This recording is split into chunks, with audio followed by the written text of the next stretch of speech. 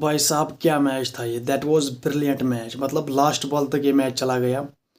And दो गेंदों में चाहिए थे 9 रन। अगर वहां पर छक्का लगता या चौका आता या दो चौके आते उन दो गेंदों पर तो भाई साहब ये मैच ड्रा हो सकता था। लेकिन भाई साहब जिस तरह हसरंगा ने अपनी wicket the, that was not acceptable. मैं ये एक्सपेक्ट कर रहा था कि श्रीलंका जीतेगा आज का मैच, लेकिन उन्होंने बहुत ही गलत शॉट्स पे अपनी विकेट्स दी एंड उन्होंने जीता हुआ मैच हार दिया। समझ रहे हो आप। टॉस उन्होंने जीता पहले। तो वैसा पहले शुरू से शुरू करते हैं। तो श्रीलंका ने टॉस जीत के पहले क्या कहते हैं इसको बॉलिंग करने का फैसला किया। और भाई साहब जो असित है भाई साहब उसने सैम मुइब को पहले ही आउट किया। और भाई साहब पाकिस्तान बहुत प्रेशर में आ गया और बाबर आजम बहुत स्ट्रगल कर रहा था। फ़खर जमान बहुत स्ट्रगल कर रहा था। और भाई साहब उन्होंने कुछ 50 गेंदों पे 30 रन बनाए फ़खर जमान ने। एंड बाबर ने भी 40 गेंदों पे लगभग 20-30 रन उन्होंने बनाए। और भाई साहब हसरंगा ने तो बाबर को लिया एंड रिजवान को लिया एंड फ़खर जमान को स्टम्प लिया। समझ रहे हो आप। स्टम्प ट्रैप्ड एंड बोल्ड भाई साहब ये था हसरंगा। लेकिन उसने बहुत खतरनाक बॉलिंग करी एंड उसने पहले इनके टॉप ऑर्डर को ख़त्म कर लिया। लेकिन यहाँ पर आपको क्रेडिट देना पड़ेगा सलमान अली आगा एंड हुसैन तलत को। जिस तरह उन्होंने पहले वहाँ से उन्होंने आई थिंक 90 फॉर 4 भाई साहब थे पाकिस्तान। 90 पे 4 विकेट्स गिरी थी पाकिस्तान की। जिस तरह सलमान अली आगा एंड हुसैन तलत ने रिबिल्ड किया इसको। उन्होंने पहले 30-40 ओवर तक तो उन्होंने रना बॉल ही खेला। उन्होंने डॉट्स नहीं की, उन्होंने सिंगल की, रोटेट स्ट्राइक की। और भाई साहब उन्होंने 200 प्लस 40 ओवर तक उन्होंने लगाया। देन उन्हें चार्ज किया एंड भाई साहब उन्होंने 300 का टारगेट लगा दिया। And then Hussain Talat out हुआ। एंड देन हुसैन तलत के बाद आया मोहम्मद नवाज। उसने जो फिनिशिंग टचेस दिए उसने भी 30-35 रन बना लिए। सब वो बहुत इंपॉर्टेंट रन थे पाकिस्तान के लिए। एंड पाकिस्तान पहुंच गया 299। एंड देन सलमान अली आगा ने सेंचुरी भी बनाई, second ODI century Salman Ali Agha की। एंड देन यहाँ पर जिस तरह पाकिस्तान ने खेला, पिच में कुछ नहीं था भाई साहब। पिच में कुछ नहीं था। पिच फ्लैट थी। बस आपको यहाँ पर ऑक्यूपाई क्रिएट करनी थी, यहाँ पर आपको रुकना था। अगर आप यहाँ पे रुकते तो आप मतलब आराम से खेल सकते थे। तो भाई साहब जैसे ही श्रीलंका के बैटर्स आए भाई साहब उन्होंने बहुत अच्छा खेला, बहुत अच्छा। रन रेट भी बहुत अच्छी थी। 40 ओवर तक भाई साहब श्रीलंका पाकिस्तान से 40 रन आगे था रनस के हिसाब से। समझ रहे हो आप। लेकिन इन्होंने क्या गलती की, इन्होंने अपनी विकेटें थ्रो करी। जिस तरह प्रथम निशंका एंड कामिल मिश्रा ने खेला 80 रन की पार्टनरशिप भाई साहब। वहाँ पर हारिस रूफ ने जो बैक टू बैक विकेट्स दिलाए श्रीलंका को, that was brilliant bowling from Haris roof. मैंने उसको क्रिटिसाइज़ करा है कि भाई साहब आपने उसको प्रोसेस के थ्रू नहीं लाया है टीम में। आपने उसको ऐसे ही यारी दोस्ती की क्या कहते हैं इसको, इसी बेस पे लाया है टीम में। लेकिन यहाँ आज उसने अच्छी परफॉर्मेंस दी, 4 विकेटें उस बंदे ने ली एंड बहुत ही खतरनाक बॉलिंग की। उसी ने पाकिस्तान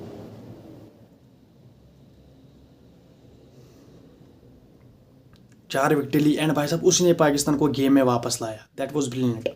और भाई साहब जब असलंका और क्या कहते हैं इसको समरा विक्रमा के दरमियान वो पार्टनरशिप बिल्ड हो रही थी, तो भाई साहब फिर जब स्लिप में कैच चला गया तो वहाँ पर कोई स्लिप नहीं थी। फिर शाहीन ने दूसरी गेंद पर वहाँ पर स्लिप लगाई बाबर की। तो भाई साहब सेम उसी बॉल पे कैच बाबर ने पकड़ा समरा विक्रमा का। That was the turning point of the game.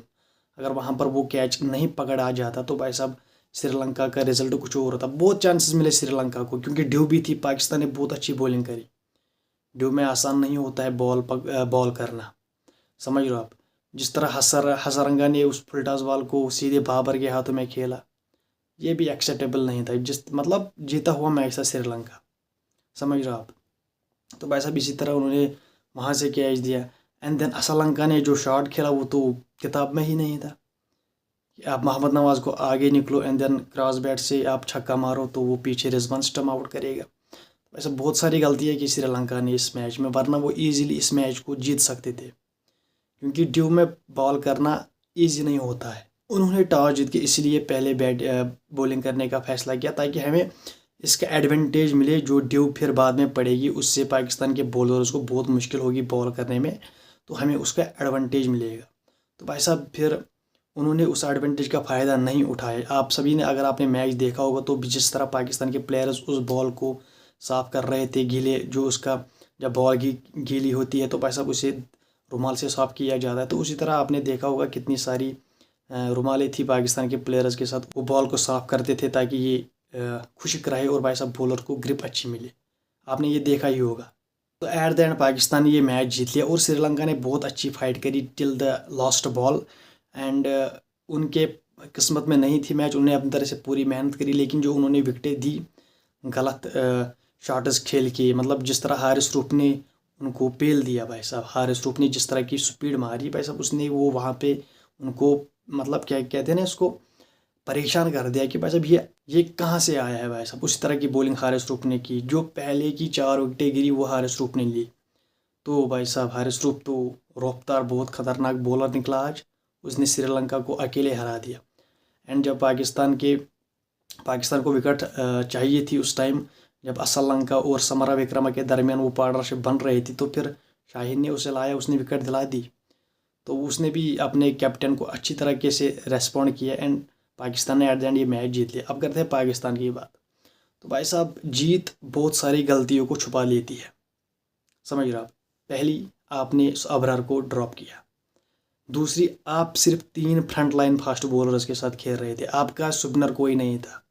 Only 3 front line bowlers, ना कोई प्रॉपर स्पिनर ना कोई प्रॉपर ऑलराउंडर। तो आपके कोच के दिमाग में भी ये कीड़ा घुस चुका है कि भाई साहब हमें 8वें नंबर तक बैटिंग चाहिए। तो भाई साहब अगर आज आपके पास हारिस रूफ ने वो 4 विकेटें नहीं ली होती शुरुआत में, तो भाई साहब आप तो गेम में थे ही नहीं कहीं, लिटरली। जिस तरह की आपने क्रिकेट खेली, जिस तरह आपका टॉप ऑर्डर फेल हो गया, ये तो आप शुक्र मनाओ सलमान अली आगा एंड हुसैन तलत जिन्होंने ये आपको 138 रनस की पार्टनरशिप बना के दी, उसकी वजह से आपने इतने रनस बना लिए। वरना तो आप आई थिंक 200 पे ऑल आउट हो जाते और श्रीलंका ये 20 ओवरों में चेज करता टारगेट। आप जो गलतियां कर रहे हो वो आपको भुगतनी पड़ेगी एक ना एक दिन। 3 बॉलर्स के साथ आप जा रहे हो भाई साहब, व्हाट। शाहीन की तो अपनी जगह नहीं बन रही है टीम में भाई, उसने कौन सा विकेट लिया आज। वो अपने ओवर जल्दी जल्दी ख़त्म करवाता है ताकि मुझ पे मैच ना पड़े एंड में, समझ रहे हो आप। तो भाई साहब नसीम शाह ने वहाँ पर जो ओवर किया, लेकिन एक चीज़ से मैं खुश हूँ शाहीन की, जिस तरह उसने कैप्टनसी करी, दैट वाज ब्रिलियंट। मतलब मुझे लग रहा था पर्सनली कि ये नवाज़ को लाएगा लास्ट ओवर में, लेकिन उसने हुसैन तलत को लाया, क्योंकि यहाँ पर जो मीडियम फास्ट बॉलर था भाई साहब उसको पिक करना थोड़ा मुश्किल हो रहा था। जिस तरह आपने देखा फ़हीम अशरफ, वो कितना क्या कहते हैं इसको, डेंजरस बॉलर साबित हो, उसने 2 विकेटें भी ली, समझ रहे आप। तो इसी तरह हुसैन तलत भी एक मीडियम फास्ट बॉलर है। तो भाई साहब शाहीन ने बहुत अच्छी कैप्टनसी करी एंड उसने लास्ट ओवर मोहम्मद नवाज़ को नहीं दिया, उसने हुसैन तलत को लाया। तो भाई साहब दैट वाज गुड कॉल। तो उसने भी डिफेंड करे एंड उसने आई थिंक 20 रन बचा लिए। 20 रन उसको देने थे 6 बॉल में, लेकिन उसने दिए भाई साहब आई थिंक 13-14 रन उसने दिए एंड पाकिस्तान ने 7 रन से ये मैच जीत लिया। तो भाई साहब शाहीन ने भी बहुत अच्छी कैप्टनसी की एंड देन जो उसने नसीम शाह का 49वां ओवर उसी से डलवाया। उसने ये नहीं सोचा कि अगर मैं ये ओवर बचा लूँ तो पीछे नसीम बॉलिंग करेगा, नहीं, इसने कहा अगर ये विकेट मुझे यहाँ मिलती है तो भाई साहब मैच ख़त्म। तो नसीम ने भी हज़ारंगा को फंसा दिया एंड बाबर ने भी बहुत अच्छे कैचेस पकड़े। That was brilliant catch from Babar Azam in slip and then जो हज़ारंगा का शॉट था।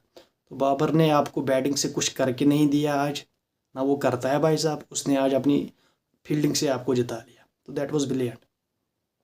सरप्राइज ही देख रहा हूँ कि भाई साहब सलमान अली आगा से कैच छूट रहा है स्लिप में, दैट वाज इनसेन। मतलब जो वो इतना अच्छा फील्डर है स्लिप का, दैट वाज अनबिलीवेबल। जब मैंने उसे वो कैच छिटकते हुए देखा तो मैंने कहा व्हाट, ये सलमान अली आगा भाई। तो भाई साहब उसने भी कहते हैं ना जीत काफ़ी सारी गलतियों को छुपा लेती है। तो भाई साहब आपने 2-3 कैचेस भी ड्रॉप करे, जिस तरह फ़खर जमान ने कैच ड्रॉप किया एंड देन हारिस रूफ ने, सलमान अली आगा ने।